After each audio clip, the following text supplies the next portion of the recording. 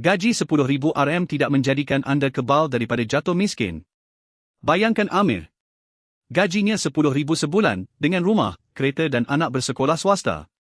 Tetapi setiap bulan, hampir semua pendapatan itu sudah ada destinasi. Gaji besar, ruang bernafas kecil. Kemudian Amir disahkan menghidap penyakit kritikal.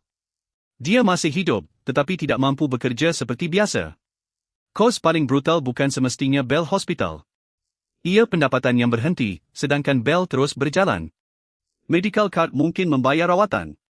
Tetapi rumah, kereta, makanan dan yuran sekolah tetap perlu dibayar setiap bulan. Beberapa bulan kemudian, simpanan susut. Pelaburan dijual. Kad kredit mula digunakan. Kekayaan bukan hanya berapa besar pendapatan anda. Ia berapa lama hidup boleh bertahan apabila pendapatan itu hilang. Dana kecemasan memberi masa bukan untuk menjadikan anda kaya, tetapi untuk mengelakkan keputusan terdesak. Perlindungan pendapatan menggantikan tunai apabila tubuh tidak lagi mampu menghasilkan pendapatan. Uji diri, jika gaji berhenti hari ini, berapa bulan keluarga boleh hidup tanpa menjual aset atau berhutang? Gaji RM10,000 memberi keselesaan. Tetapi tanpa struktur yang betul, keselesaan itu boleh hilang serta-merta. Follow Elman Rusli untuk strategi kewangan yang membantu anda melindungi pendapatan, membina aset dan memindahkan kekayaan dengan lebih teratur.